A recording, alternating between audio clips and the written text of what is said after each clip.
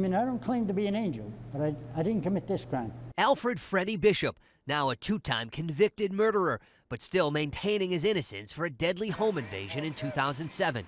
You're saying you didn't pull the trigger that night? Positively not. Gabriel Medeiros was killed inside his brother and sister-in-law's Warwick home. Days later, a badly beaten Bishop was picked up by police and lied about his vicious injuries. The ex-con had been staying at his ex-wife's house just down the street.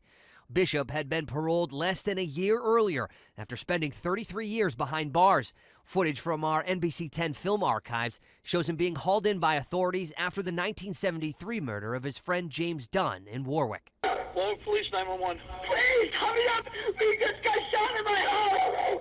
Bishop doesn't deny being inside the Medeiros' home in June of 2007, but his story is far different from that of homeowners Claire and Caesar Medeiros, who testified that a masked intruder armed with a gun walked into their home sometime around midnight demanding valuables. A violent struggle ensued with a gun and a golf club. Caesar's younger brother Gabriel was shot and killed on the kitchen floor.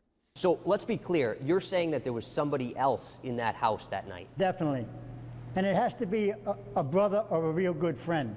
Bishop told jurors he was called over to the house by a man he didn't know. I get in the front door and they close the front door. And right away I smell marijuana. I hate the smell of it. So I told them, let's step outside. So I turn around to go outside. They put a gun to my head. One of them comes over and puts a ski mask on me. They tried to take me out and they failed. That's why, you know, the brother testified in the trial twice that his brother was killed by accident.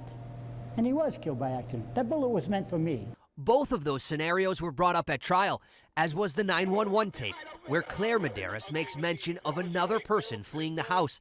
The I-team obtained access to the tape and evidence locker with a court order. Take a listen. Yes, Al! Please, he just escaped with someone. My brother just got shot.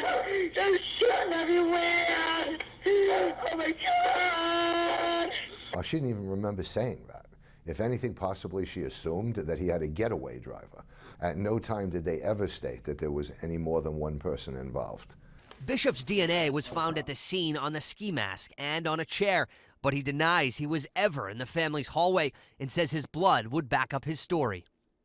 All that blood, a reasonable person would say some of it's got to be Bishop's. There ain't one drop of that blood mine.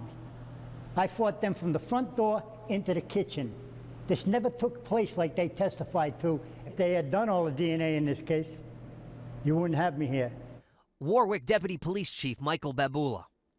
All actual physical evidence on the scene in every way backs up the surviving victim's account of what happened and contradicts Mr. Bishop's version of events. In court papers, the convicted killer is asking for a new trial on the grounds that certain evidence was withheld from him and his attorney.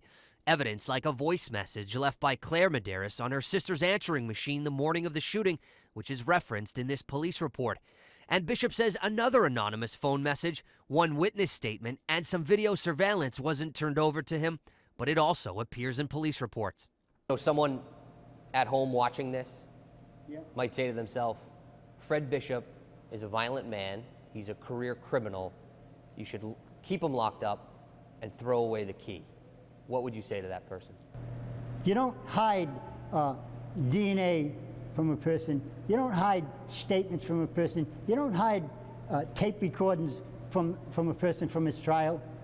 If you got a case, you don't hide these things. So where does Bishop's petition go from here? His attorney tells us that he'll have to show that any new evidence would have substantially changed the outcome of the case. We did reach out to the Medeiros family for their take on Bishop's petition. They declined our offer. I'm I-team reporter Parker Gavigan, NBC 10 News.